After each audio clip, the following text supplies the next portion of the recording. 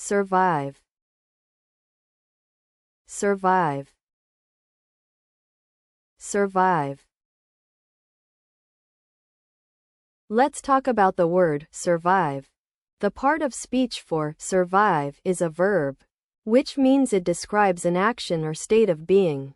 In common usage, survive typically means to remain alive and carry on after a difficult situation, such as a natural disaster, a war, or a personal crisis. For example, you might say the family survived the hurricane by taking shelter in their basement.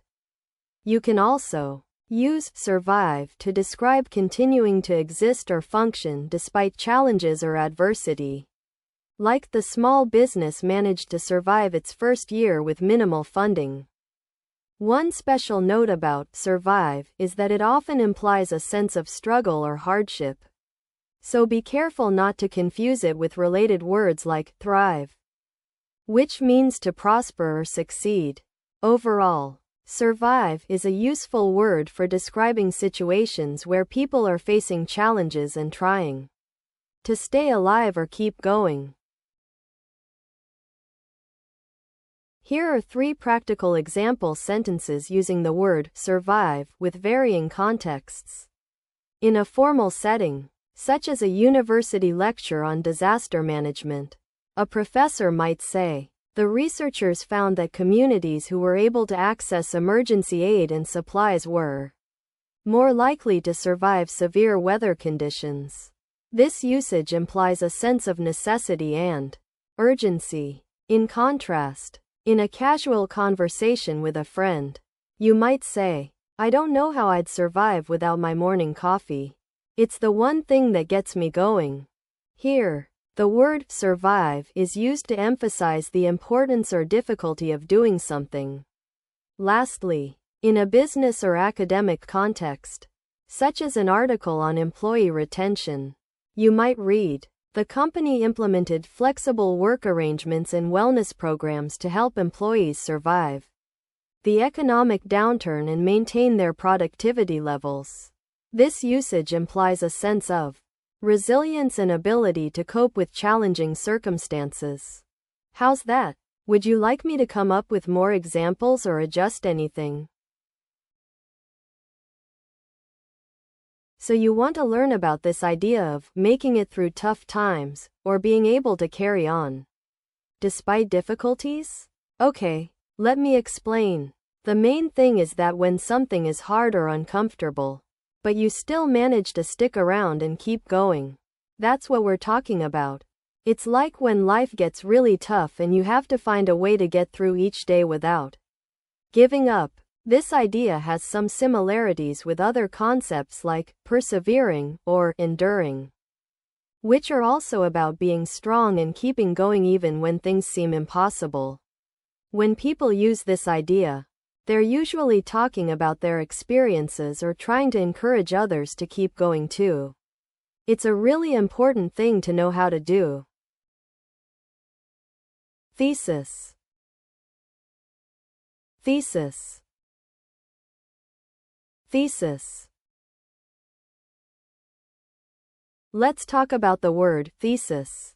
As a noun, thesis typically refers to a statement or proposition that is maintained by an argument, especially in written form, such as an academic essay or dissertation. In common usage, you might hear this term used in the context of university research, where students are asked to write a thesis to present their original ideas and findings on a particular topic. A thesis can also be understood as one's personal opinion or stance on something, often stated with confidence and conviction. It's worth noting that while thesis is commonly used to refer to an academic essay or dissertation, in some contexts, it might also imply a sense of being overly theoretical or abstract, so it's essential to use this word carefully to avoid any misunderstandings. Here are 3 practical example sentences using the word thesis, along with their respective contexts. I'm attending my friend's graduation ceremony today and I heard that she's finally defended her master's thesis on the impact of climate change on urban planning. It was a huge achievement for her. In this context, a casual conversation usage, the word thesis is used to refer to the final research project that she had been working on for months. The academic department has just announced that they will be hosting a seminar series on various topics related to environmental studies. And one of the keynote speakers is going to discuss her latest thesis on sustainable agriculture practices. Here, the formal usage of thesis refers to an academic paper or research project, which serves as a basis for further discussion and exploration. My company's marketing team has just released a new campaign that argues that our product is the best solution for customers looking to reduce their carbon footprint. It was based on some pretty interesting data from a recent market research thesis. In this business usage example, the word thesis refers to a comprehensive research paper or project that provides evidence and insights for a specific marketing strategy.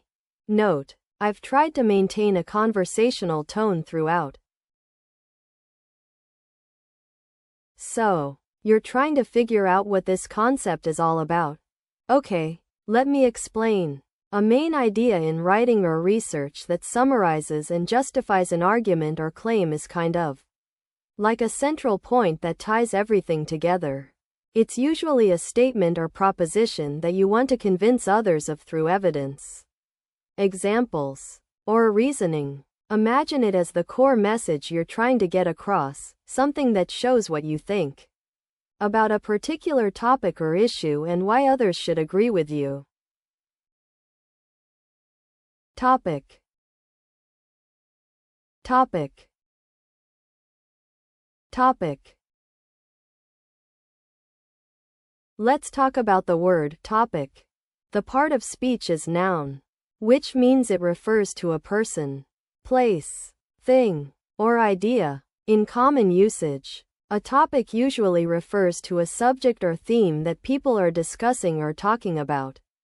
For example, what's the topic for today's lesson? Or, the TV show was all about the topic of climate change.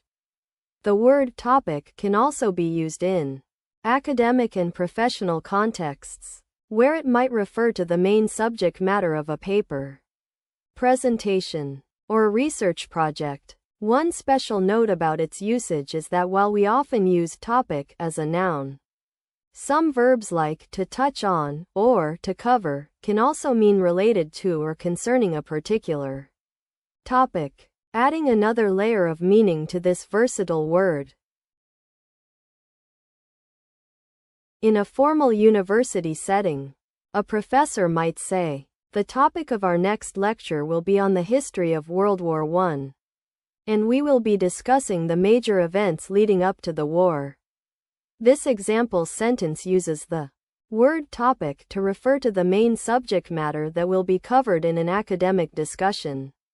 In contrast, in a casual conversation with a friend, you might say, "I've been listening to this podcast about true crime stories and it's got a weird topic. They're discussing some really obscure cases."